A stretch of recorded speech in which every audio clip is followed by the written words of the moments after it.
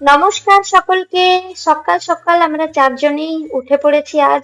সকালে ব্রেকফাস্ট সেরে বাচ্চাদের খাইয়ে আজ একটু মশলা গুঁড়ো করতে বসেছি। এর মাঝেই ও ডাকলো, মা পটি করতে এসেছি। তো ওর পটি কি করছো ধুয়ে দিতে পটি? আমি চলে এলাম। আর আজ ও বাড়িতে আছে, হ্যাঁ তো হ্যাঁ সেই আসছে কারণে মাম্মা। ভাবলাম মশলাগুলো ভালোভাবে গুঁড়ো করে নিই আজকে। হুম। দুটো বাচ্চা নিয়ে যেহেতু একাই সামলাতে হয়, তাই আমি মশলাগুলো ম্যাক্সিমামই গুঁড়ো করে রাখি, যেমন সর্ষে, ধনে, জিরে ম্যাক্সিমামটা। আর এদিকে ওরা দেখুন খেলছে, দু ভাই বোনে। বড়টা কি করছে, ছোটকে জল ঢেলে খাওয়ানোর চেষ্টা করছে।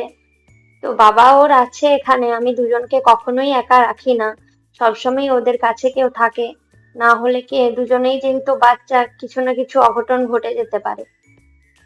আজ ওর বাবা বলেছে আমাদের যে বিকালে একটু বেড়াতে নিয়ে যাবে। সেই জন্য আমি সকাল সকাল উঠে আজ রান্না আর করিনি, একটু দেরি করেই করছি। মশলাগুলো কুটো কাটা করে সকালে সমস্ত কাজকর্ম সেরে নিয়েছি আমি, তারপর রান্নাটা করব। রান্না আজকে খুবই হালকা করব, যেহেতু বাইরে বেরোবো, একটু খাওয়া দাওয়া বাইরে করব। তো সেই জন্য খুব হালকাই করব।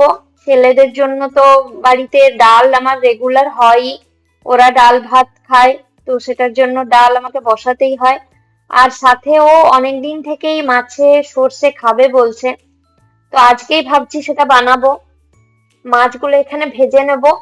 আর তাড়াতাড়ি করার জন্য আমি দুটো গ্যাসেই রান্না চড়িয়ে দিয়েছি, ওইদিকে ভাত বসিয়ে দেব।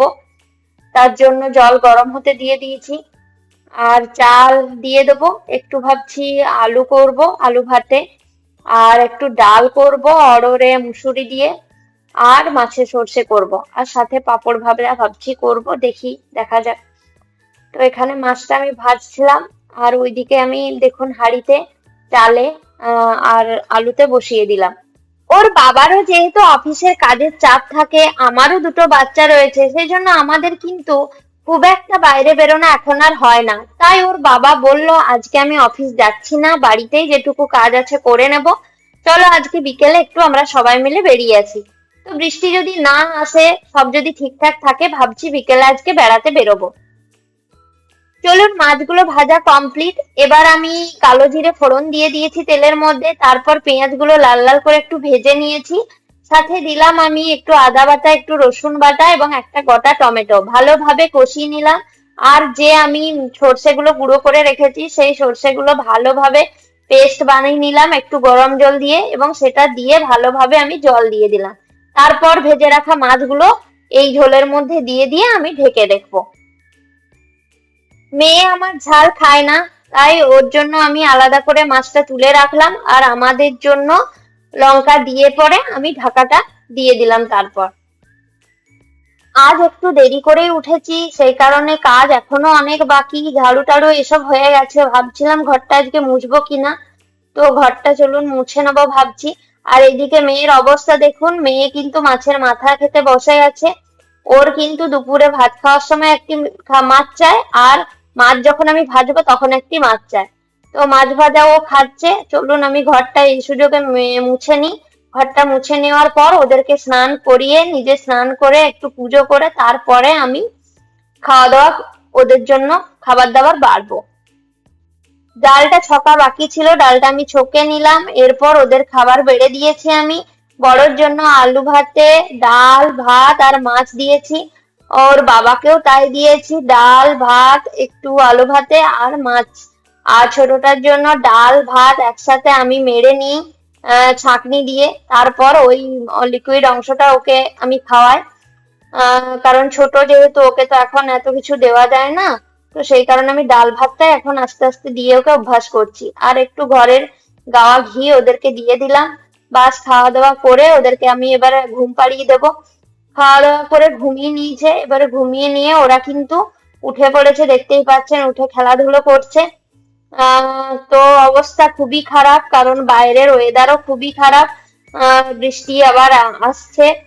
তো যাওয়া আজকে আর হলো না বেড়াতে, কি আর করব, খুবই ব্যাড লাক। তো ভাবছি বাড়িতেই আজকে কিছু একটা বানাবো, খাওয়ার ইচ্ছে করছে, কি যা আছে সেটা দিয়েই বানাবো। তোর বাবা বললো হাক্কা নুডলস খাবে, তো হাক্কা নুডলস বানাতে আমি রান্নাঘরে চলে এসেছি।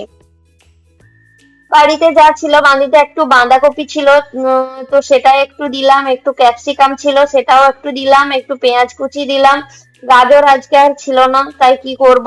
আর এইদিকে দেখুন আমি নুডলস গুলো বসিয়ে দিয়েছি, একটু নুন দিলাম আর একটু সাদা তেল দিয়ে নুডলস গুলো আমি আমি বসিয়ে দিয়েছি গরম জলের মধ্যে। আর এদিকে আমি সমস্ত সবজিগুলো একটু ফ্রাই করে নেবো সাদা তেল দিয়ে।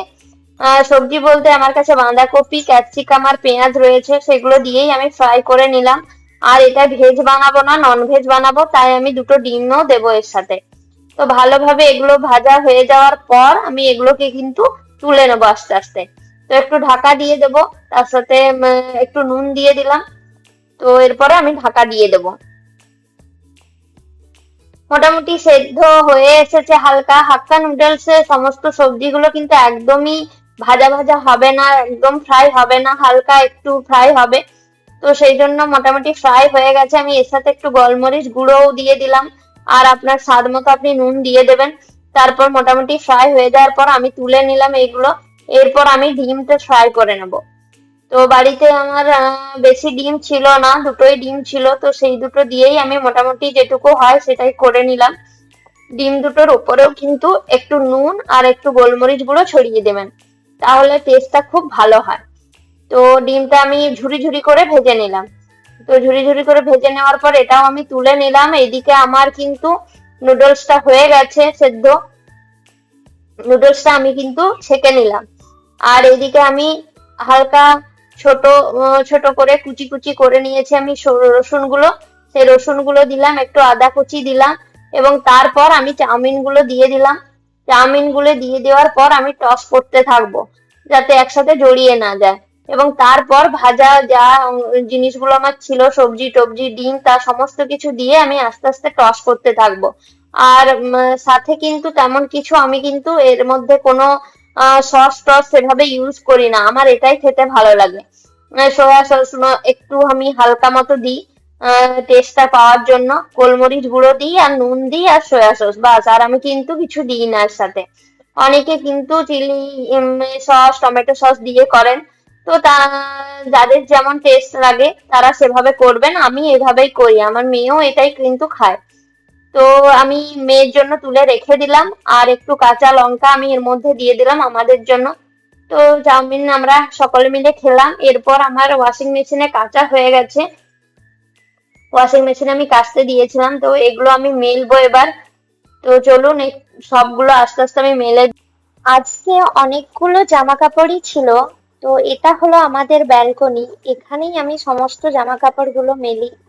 ওদেরকে খাইয়ে রেডি করে দিয়েছি ঘুমানোর জন্য। আমি এদিকে ব্রাশ করবো এই জানলায় দাঁড়িয়ে, প্রত্যেকদিন আমি এখানে দাঁড়িয়েই ব্রাশ করি। আর বাইরেটা দেখি, ওরা মনে হচ্ছে না আজকে ঘুমোবে, জেগে আছে। ছোটটা ঘুমানোর চেষ্টা করছে, বড়টা খেলতে ব্যস্ত। তো চলুন এবার ওদের ঘুম পাড়ায়। সকলে ভালো থাকবেন, সুস্থ থাকবেন। ভিডিওটি যদি ভালো লাগে লাইক করবেন, সাবস্ক্রাইব করবেন। Bye bye.